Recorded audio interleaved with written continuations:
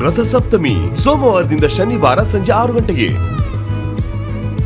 ಈ ರೀತಿ ಮನೇಲಿ ಇಟ್ಕೊಂಡ್ರೆ ಅದ್ರಿಂದ ಮನೆಗೂ ಒಳ್ಳೇದಲ್ಲ, ನಮಗೂ ಒಳ್ಳೇದಲ್ಲ.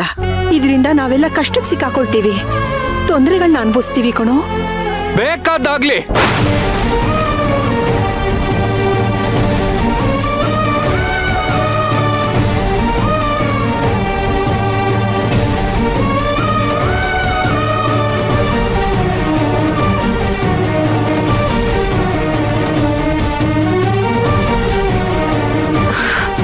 ಸರಿ, ಭಾವನ್ ಬೇಡ ಅಂತ ಅನ್ಸಿದ್ರೆ ಅದನ್ನ ನೀರಲ್ಲಿ ಬಿಡೋದ್ ಬೇಡ.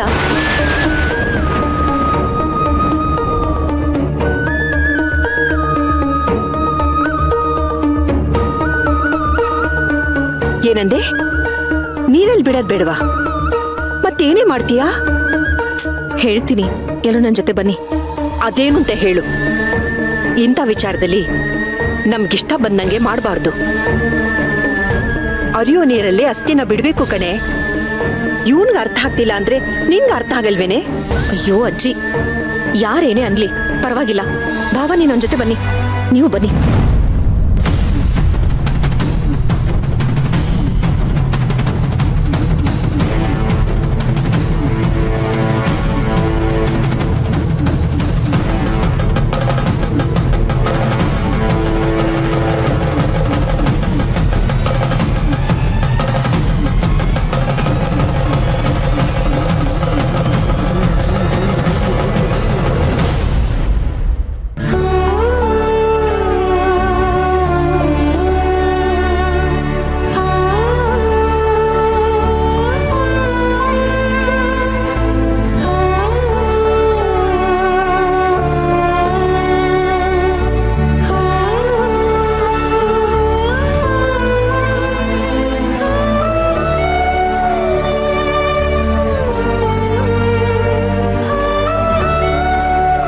ಭಾವ, ಪ್ರಿಯನ ಅಸ್ಥಿನ ವಾರ್ಡ್ರೋಬಲ್ಲಿ ಬಂದ್ಸಿಡೋ ಬದಲು ಇದ್ರೊಳಗಡೆ ಹಾಕಿ.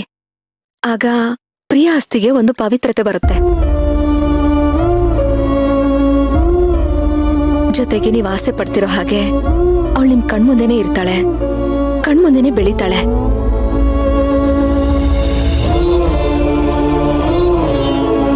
ಎಲ್ರ ಪಾಲಿಗೂ ಹಸಿರಾಗಿದ್ದು ಕಣ್ ತುಂಬ್ತಾಳೆ, ಉಸಿರು ಕೊಡ್ತಾ ಸಂಜೀವಿನಿ ಆಗ್ತಾಳೆ.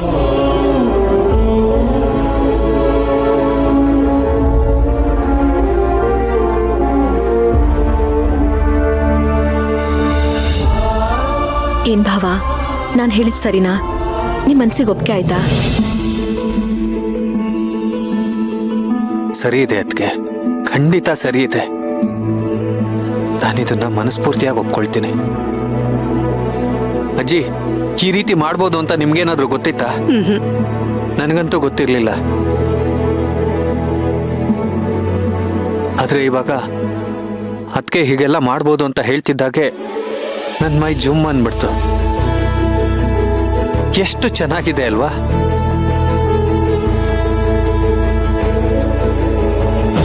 ನನ್ನ ಮಣಿನ ನಾನು ಗಿಡದ ರೂಪದಲ್ಲಿ ನೋಡ್ಬೋದು.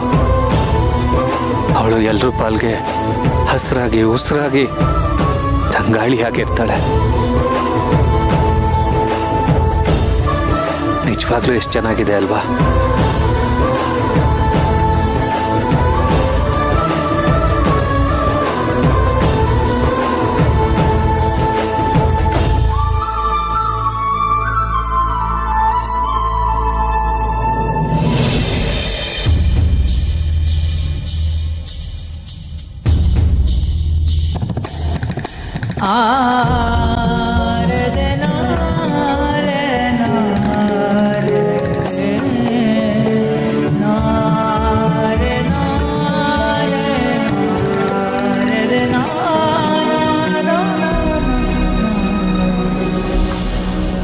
ಏಕಾಂಗಿ ಹಾಡಿನಲ್ಲಿ ಹಿತವಾದ ನೋವು, ಕೈ ಮುಗಿದು ಬೇಡಿದರು ಬರದಲ್ಲ ಸಾವು.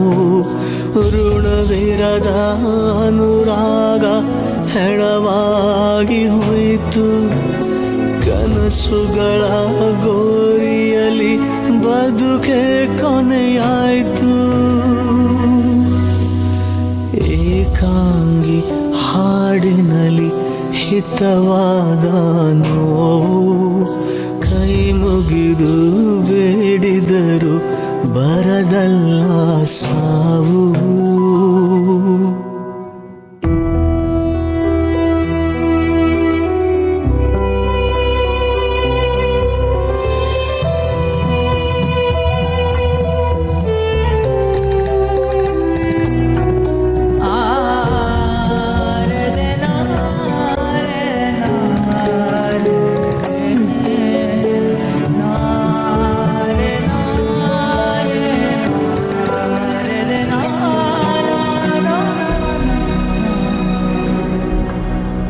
ಕಂಬನಿಯಲ್ಲಿ ಜಾರುತ್ತಿದೆ ಒಂದೊಂದೇ ಕನಸು ನೋವುಂಡು ಬದುಕುವುದು ವಿಧಿಯೇ ಕಲಿಸು ಮುಗಿದ ಜಾತ್ರೆಯಲ್ಲಿನ ಉಸಿರಿರದ ಗೊಂಬೆ ಪ್ರತಿ ಪ್ರೇಮಿಯ ಕೊನೆಗಾಲಕ್ಕೆ ಒಲವೆಂಬುದೇ ಶಿಲುವೆ ಋಣವಿರದ ಕೊನೆಗೂ ನನ್ನ ಮಣಿ ಮಣ್ಣಲ್ಲಿ ಮಣ್ಣಾಗೋದ್ಲೆಲ್ಲ ಅದಕ್ಕೆ ಆಗಿ ಹೋಯಿತು ಕನಸುಗಳ ಗೋರಿಯಲಿ ಬದುಕೆ ಕೊನೆಯಾಯಿತು ಇಂಥ ಒಂದು ದಿನ ಇಂಥ ಒಂದು ಪರಿಸ್ಥಿತಿ ನನಗೆ ಬರುತ್ತೆ ಅಂತ ನಾನು ಯಾವತ್ತೂ ಕಲ್ಪನೆ ಕೂಡ ಮಾಡ್ಕೊಂಡಿರ್ಲಿಲ್ಲ.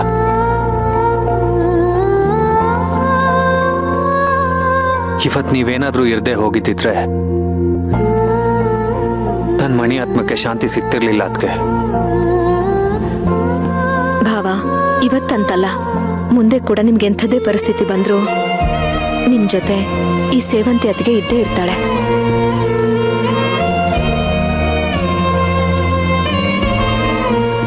ಒಬ್ಬ ತಾಯಿ ತನ್ನ ಮಗನ ಜೀವನ ಚೆನ್ನಾಗಿರ್ಬೇಕು ಅನ್ನೋದಕ್ಕೋಸ್ಕರ ಏನೇನೆಲ್ಲ ಮಾಡ್ತಾಳೋ ಅದನ್ನೆಲ್ಲನೂ ಈ ಸೇವಂತಿಗೆ ಅತ್ತಿಗೆನೂ ಮಾಡ್ತಾಳೆ.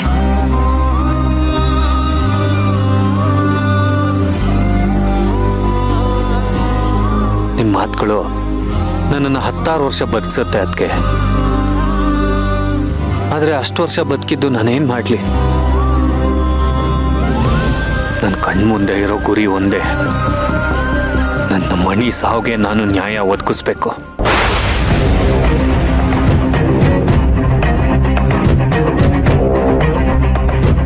ನನ್ನ ಮಣಿ ಆತ್ಮಕ್ಕೆ ಚಿರಶಾಂತಿ ಸಿಗೋದು ಅವಾಗ್ಲೇ, ಅವಳ ಸಾವಿಗೆ ಕಾರಣ ಆದವ್ರಿಗೆ ಶಿಕ್ಷೆ ಆದಾಗ್ಲೇ.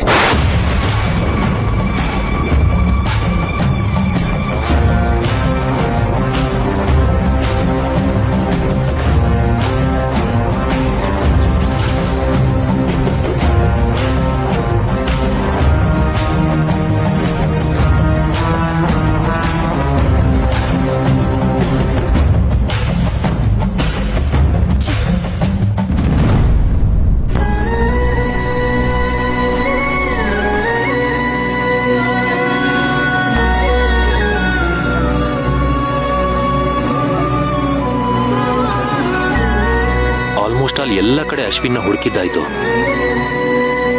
ಎಲ್ಲೂ ಪತ್ತೆನೇ ಇಲ್ವಲ್ಲ. ನಾನು ಪರಿಚಯ ಇರೋ ಫ್ರೆಂಡ್ಸ್ ಎಲ್ರೂ ವಿಚಾರಿಸ್ದೆ, ಯಾರಿಗೂ ಗೊತ್ತಿಲ್ಲ.